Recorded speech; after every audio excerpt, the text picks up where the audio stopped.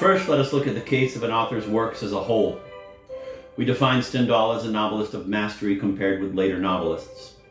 If we look at each work of Stendhal's individually, we shall find the evolution from master to slave, reflected in the difference between his first and last works. In Armand's real slavery does not as yet appear in any form. Unhappiness remains essentially romantic and poses no threat to the autonomy of the characters.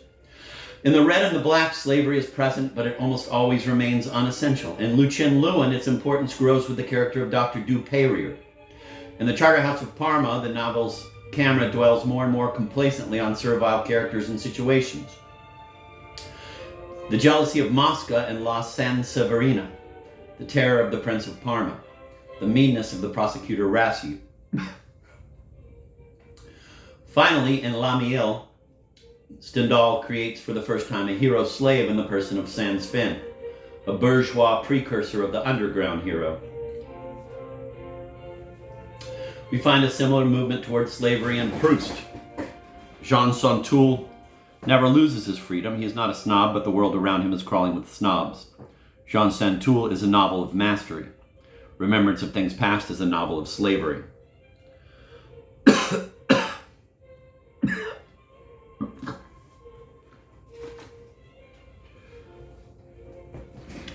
Let us now consider a single novel. We have said that Julien Sorel is a hero master. This is true, but the further one reads in the novel, the closer is Julien's contact with slavery. The danger is greatest in the episode with Mathilde, i.e. in the section immediately preceding the conclusion which brings release. The latter interrupts and reverses the movement towards slavery. The conclusion is still outside the scope of the present analysis. We find the same movement towards slavery and remembrance of things past, but the point of arrival is much lower than in The Red and the Black. At the time of his first love, Marcel still shows a certain amount of ascetic willpower. He stops seeing Gilberte when he realizes that she is turning away from him, and he successfully resists the temptation to write to her. But his willpower and hypocrisy are not sufficient to win back his beloved. He is not as strong as Julien, but he is still strong enough to escape enslavement. However, in The Captive and The Fugitive, he surrenders completely to slavery. The lowest point of this descent into hell is situated, as in Stendhal, in that part of the work immediately before the redeeming conclusion. Similarly, the psychological and spiritual evolution of the secondary characters is also an advance towards slavery, which this time is not interrupted by the novel's conclusion. Charles, for example, continues to decline and fall from one end of the novel to the other. This movement towards slavery is indistinguishable from the fall, which we described at the end of chapter 3. We are merely presenting the phenomenon from a different angle in order to make explicit certain modalities, such as the dialectic of master and slave. Moreover, this dialectic belongs only to the upper regions of internal mediation. When the two rivals are very close to each other, double mediation ends in double fascination. Ascesis for the sake of desire becomes involuntary and causes paralysis. The two partners are faced with very similar concrete possibilities. They thwart each other so successfully that neither of them is able to approach the object. They remain opposite each other, immobilized in an opposition that absorbs them totally. Each is for the other his own image emerging from the mirror to bar his way. Mastery, a secondary figure, has vanished. Old Karamazov and his children offer an example of this ultimate stage of internal mediation. Varvara Petrovna and Stepan Trofimovich and the possessed are equally fascinated by each other. Inspired by these examples, André Gide tried in The Counterfeiters to incarnate this image of desire in the elderly La Pérouse couple. We have sketched the theoretic development of double mediation. We have seen desire grow and intensify without the intervention of any external element in the two superimposed triangles. Double mediation is a figure turned in upon itself. Desire circulates in it and feeds on its own substance. Thus, double mediation constitutes a veritable generator of desire, the simplest possible. For this reason, we chose it for our theoretical discussion, beginning from the standpoint of double mediation. It is easy to imagine more complex figures, equally autonomous, which give birth to ever more vast novelistic worlds. Frequently, concrete situations correspond to these more complex figures. Instead of selecting his own slave for his mediator, the subject may choose a third individual, and the latter a fourth. Saint-Loup is the slave of Rachel, who in turn is the slave of the polo player, who in turn is André's slave. Thus we have a chain of triangles. The character who plays the part of mediator in a first triangle may play the part of slave in a second triangle, and so on. Racine's Andromache provides a good example of this chain of triangles. Orestes is slave to Hermione. Hermione is slave to Pyrrhus. Pyrrhus is Andromache's slave, who is herself faithful to a dead man's memory.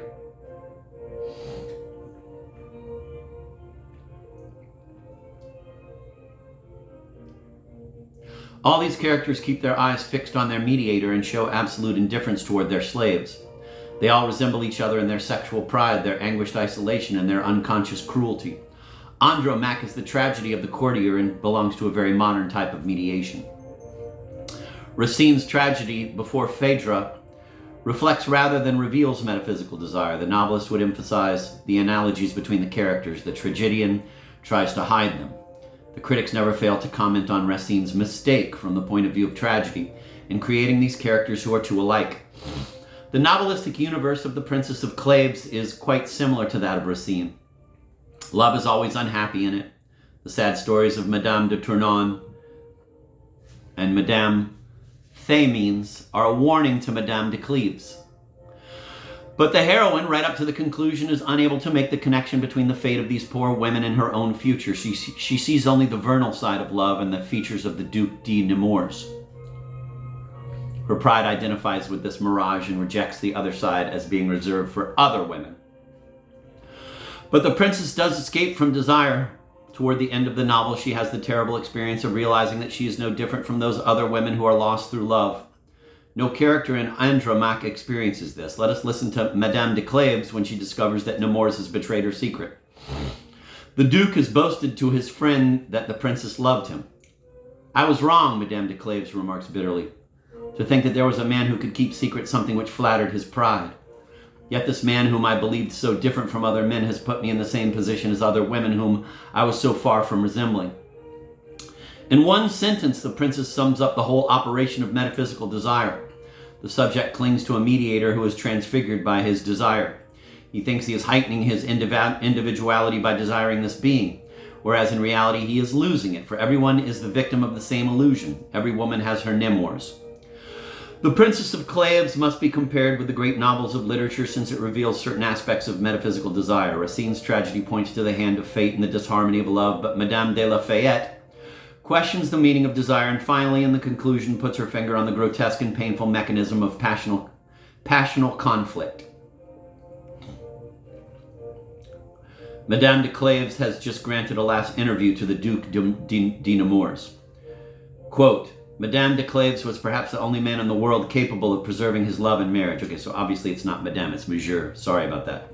Monsieur de Cleves was perhaps the only man in the world capable of preserving his love in marriage. But my fate would not let me profit from this happiness. Perhaps, too, his passion subsisted only because he thought I was without passion. But I would not have the same means of preserving yours. I even believe that it is the obstacles which have kept you constant. End of quote. The novel's message is not sacrifice to the memory of a dead husband, as has been so frequently repeated, until recent years, by critics imbued with masculine bourgeois prejudices. Nor has the conclusion any connection with Corneille's static glory. Madame de Cleves finally perceives the future which lies ahead of her. She refuses to take part in the infernal game. By leaving the court, she is escaping from the world of the novel and its metaphysical contagion.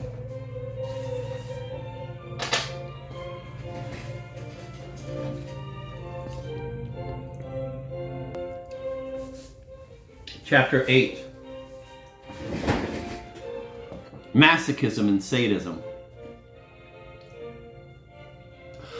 The master has learned from his many different experiences that an object which can be possessed is valueless. So in the future, he will be interested only in objects which are forbidden him by an implacable mediator. The master seeks an insurmountable obstacle, and he almost always succeeds in finding one.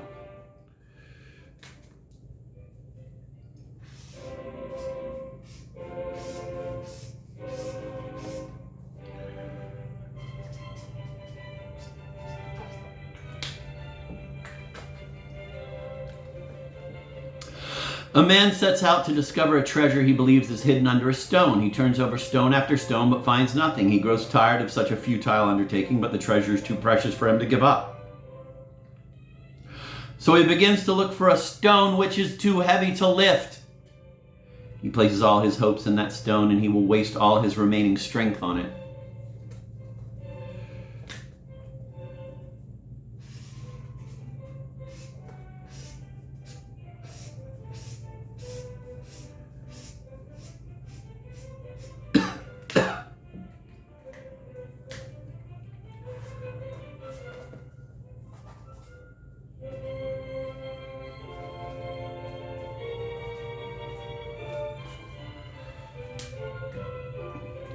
I'm going to reread that, both of those paragraphs. Masochism and Sadism, Chapter 8. The master has learned from his many different experiences that an object which can be possessed is valueless. So in the future, he will be interested only in objects which are forbidden him by an implacable mediator. The master seeks an insurmountable obstacle, and he almost always succeeds in finding one. A man sets out to discover a treasure he believes is hidden under a stone. He turns over stone after stone, but finds nothing. He grows tired of such a futile undertaking, but the treasure is too precious for him to give up. So he begins to look for a stone which is too heavy to lift.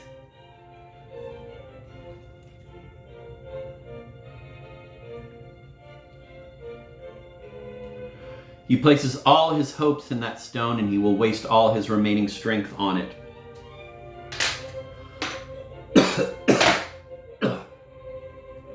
This crazy fucker. The masochist, for that is whom we have been describing, may be originally a master who has become blasé.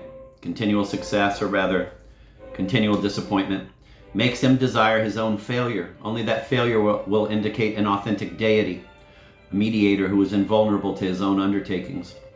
As we know, metaphysical desire always ends in enslavement, failure, and shame. If these consequences are too long delayed, the subject's bizarre logic will force him to hasten their arrival. The masochist hastens the course of his own destiny and gathers into one single moment the various phases of the metaphysical process which until now have been separated. In the course of ordinary desire, the obstruction was a result of imitation. Now imitation is the result of obstruction.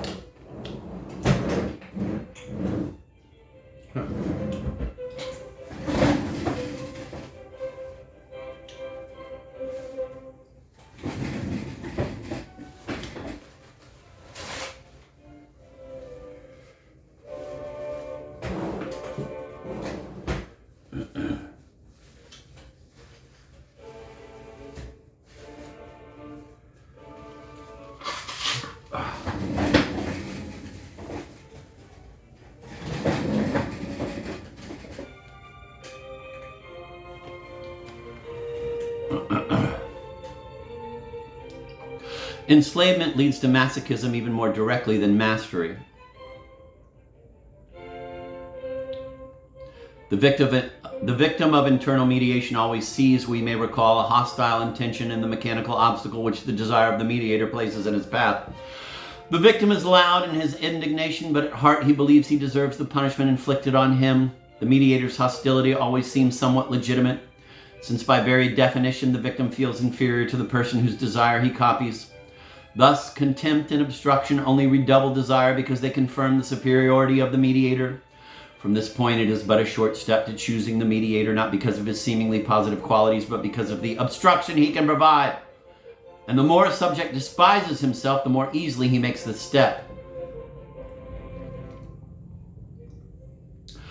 Even in ordinary desire, there was no act of the subject which did not eventually work against him, yet he remained unaware of any connection between his misfortunes and his desire. The masochist perceives the necessary relation between unhappiness and metaphysical desire, but he nevertheless does not renounce his desire.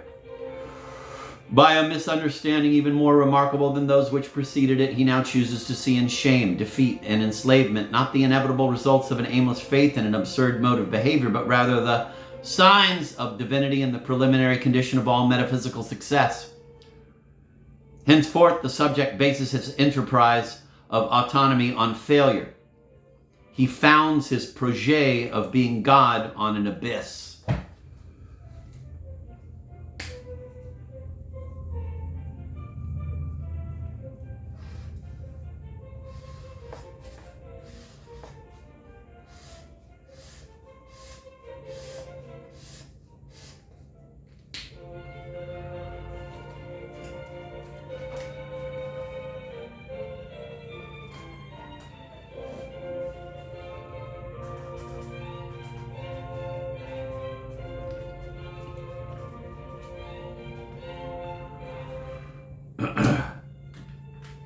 I'm going to reread that. Even in ordinary desire, there was no act of the subject which did not eventually work against him, yet he remained unaware of any connection between his misfortunes and his desire. The masochist perceives the necessary relation between unhappiness and metaphysical desire, but he nevertheless does not renounce his desire.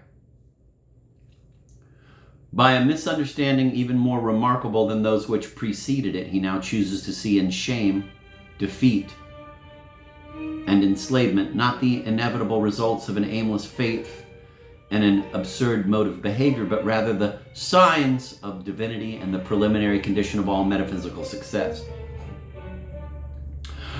Henceforth, the subject bases his enterprise of autonomy on failure. He founds his projet of being God on an abyss. Derougement in love in the Western world recognizes that every passion feeds on the obstacles placed in its way and dies in their absence.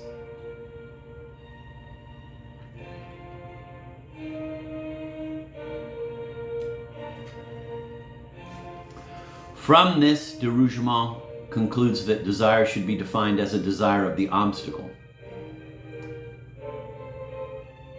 The observations in love in the Western world are remarkable, but the explanatory synthesis at this stage seems inadequate. Any synthesis is incomplete which ends in an object or an abstract concept and not in a living relationship between two individuals.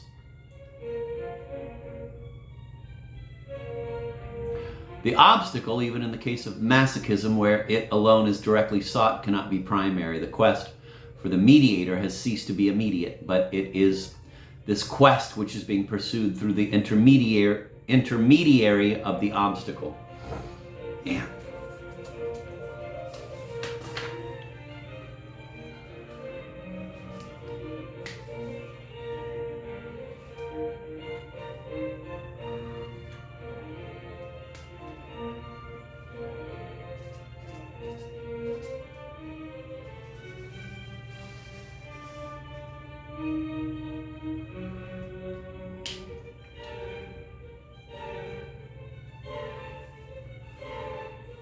Diddly-lit, diddly-lit, diddly-lit.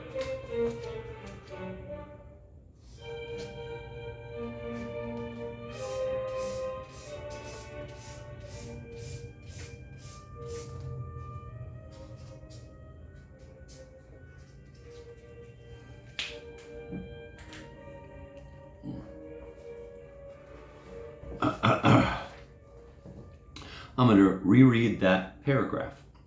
Derougement in love in the Western world recognizes that every passion feeds on the obstacles placed in its way and dies in their absence. From this, Derougement concludes that desire should be defined as a desire of the obstacle. The observations in love in the Western world are remarkable, but the explanatory synthesis at this stage seems inadequate. Unbelievable.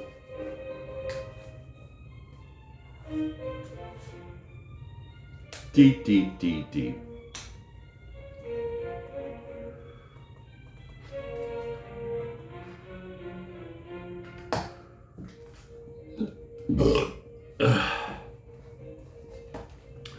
The observations in love in the Western world are remarkable, but the explanatory synthesis at this stage seems inadequate. Any synthesis is incomplete which ends in an object or an abstract concept and not in a living relationship between two individuals. The obstacle, even in the case of masochism, where it alone is directly sought, cannot be primary. The quest for the mediator has ceased to be immediate. But it is this quest which is being pursued through the intermediary of the obstacle.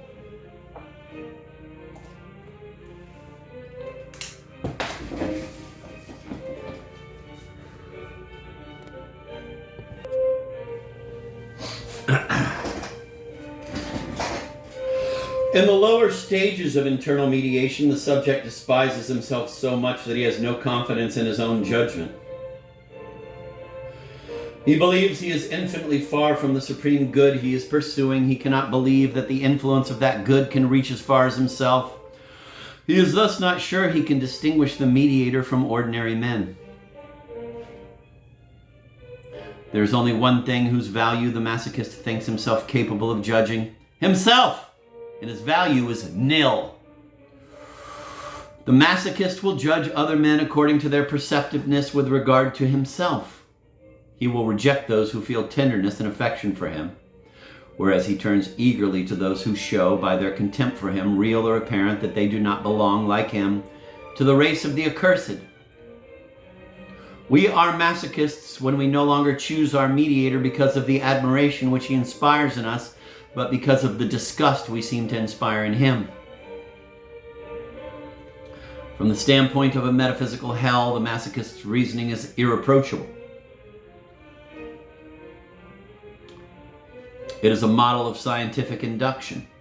It may even be the archetype of inductive reasoning.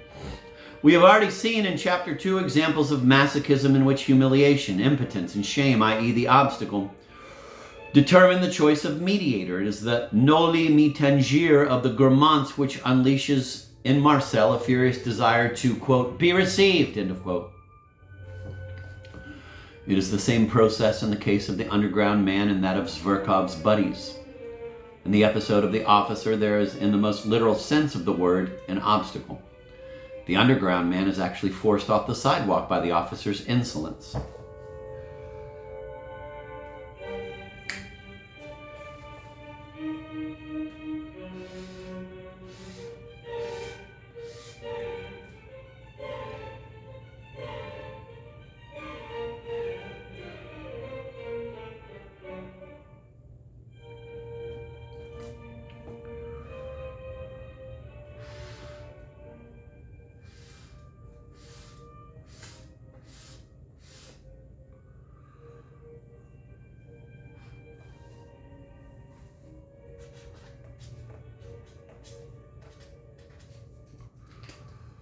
In every case, in the works of the novelists of internal mediation, we can confirm the accuracy of de Rougemont's observations, quote, the most serious obstruction is thus the one preferred above all. It is the one most suited to intensifying passion, end of quote. The description is correct, but we should add that the most impassable obstacle has this value only because it indicates the presence of the most divine mediator.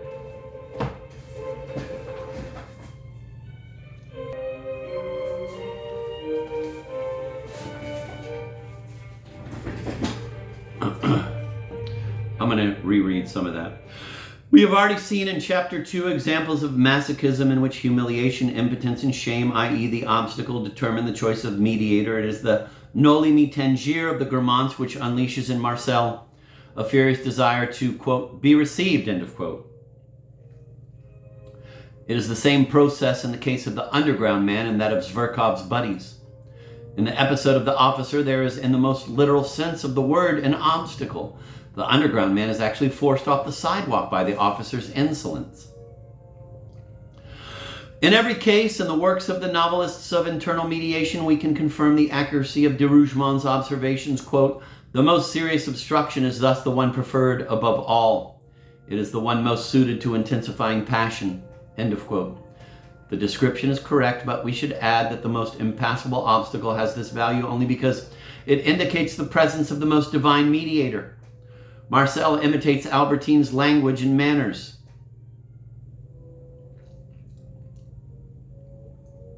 He even adopts her tastes. The underground man strives in a grotesque fashion to copy the impudent boasting of the man who insulted him. Wow.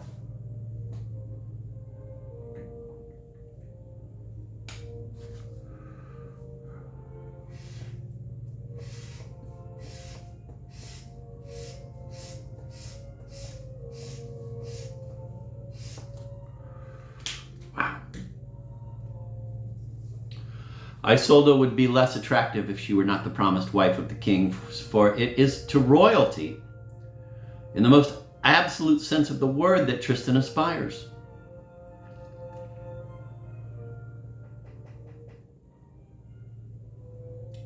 The mediator remains hidden.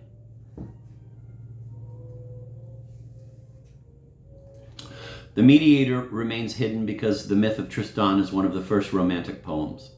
The great novelists, on the other hand, in their revelation of the completely imitative existence of the passionate being, illuminate the darkest depths of the Western soul.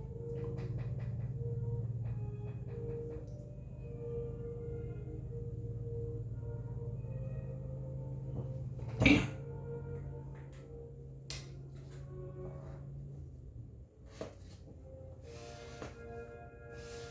Damn.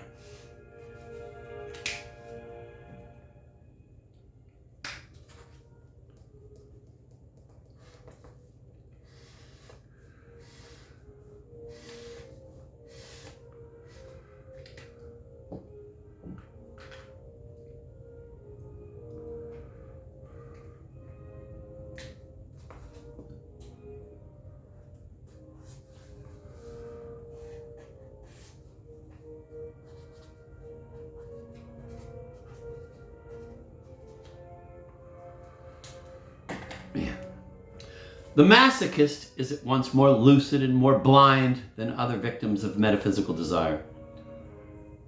He is more lucid in that he possesses that lucidity increasingly prevalent in our time, which permits him alone among all desiring subjects to perceive the connection between internal mediation and the obstacle. He is more blind because instead of following out the implications of this awareness to their necessary conclusion, instead of giving up misdirected transcendency, he tries paradoxically to satisfy his desire by rushing toward the obstacle, thus making his destiny one of misery and failure.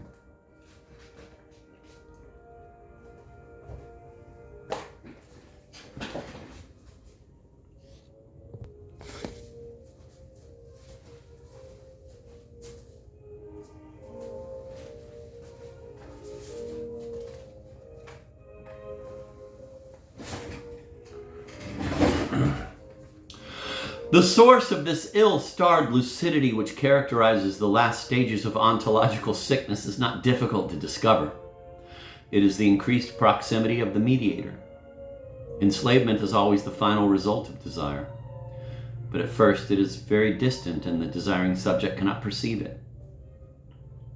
The eventual result becomes increasingly clear as the distance between mediator and subject decreases and the phases of the metaphysical process are accelerated.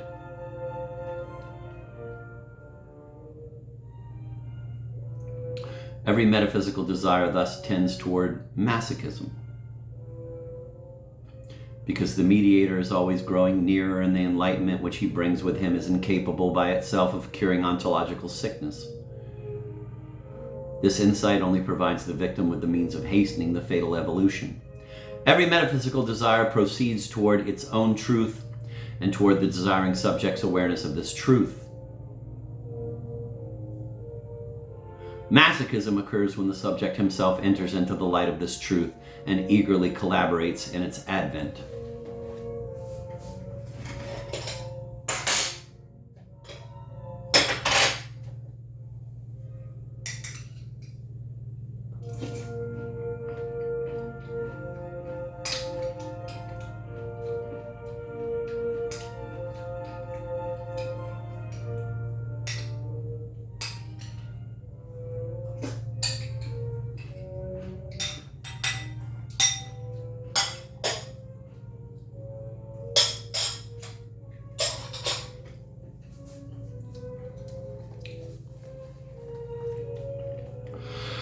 Masochism is founded on a profound but still insufficient intuition of metaphysical truth.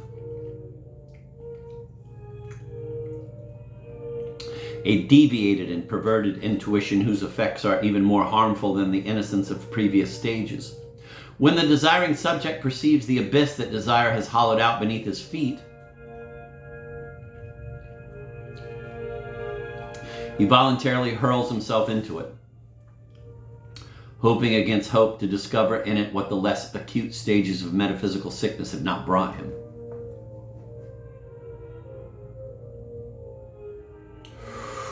In practice, it is sometimes difficult to distinguish true masochism from the unconscious and diffuse masochism found in all forms of metaphysical desire. It is a fact that Don Quixote and Sancho are never happy unless they are being beaten black and blue. Quote, idealistic, end of quote, readers hold Cervantes responsible for the prodigious beatings his hero receives. Modern readers, more, quote, lucid, end of quote, more, quote, realistic, end of quote, than the first romantics, are wont to consider Don Quixote a masochist. The two contrary opinions are opposite twin forms of the romantic error. Don Quixote is no more a masochist in the strict sense of the word than Cervantes is a sadist. He is imitating his mediator, Amadis de Gaul. In the case of Julian Sorel, there is already more reason for doubt. The adolescent could live in comfort with his friend Fouquet, but instead he comes to the Hotel de la Mole to expose himself to the scorn of aristocrats who are inferior to him. Again, what is the meaning behind the furious passion which derives solely from Mathilde's disdain and cannot outlive it? Between the desiring subject who submits with resignation to the unpleasant consequences of mediation and the subject who seeks them out avidly, not because they give him pleasure, but because for him they have the value of a sacrament. All shades of the spectrum are possible.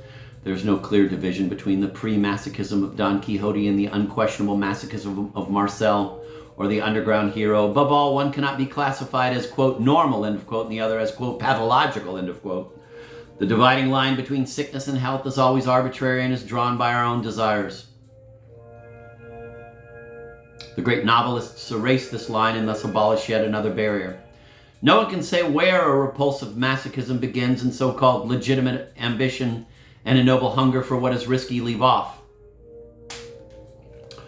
Every reduction of the distance between the mediator and the subject is a step in the direction of masochism. The passage from external to internal mediation has itself masochistic implications. Unsatisfied with a mediator who is only a figurehead, men choose like the frogs of the fable an active mediator who slashes them to pieces. Enslavement always implies masochism, since it is based on the obstacle which a rival's desire puts in our way, since the slave is glued to that obstacle like a limpet to a rock. Masochism clearly reveals the contradiction which forms the basis of metaphysical desire. The impassioned person is seeking the divine through this insuperable obstacle, through that which by definition cannot be crossed. It is this metaphysical meaning which has escaped most psychologists and psychiatrists. Often the subject is said simply to desire shame, humiliation, and suffering. No one has ever desired any such thing. Every victim of metaphysical desire, including the masochist, covets his mediator's divinity. And for this divinity, he will accept, if necessary, and it is always necessary, or even seek out shame, humiliation, and suffering.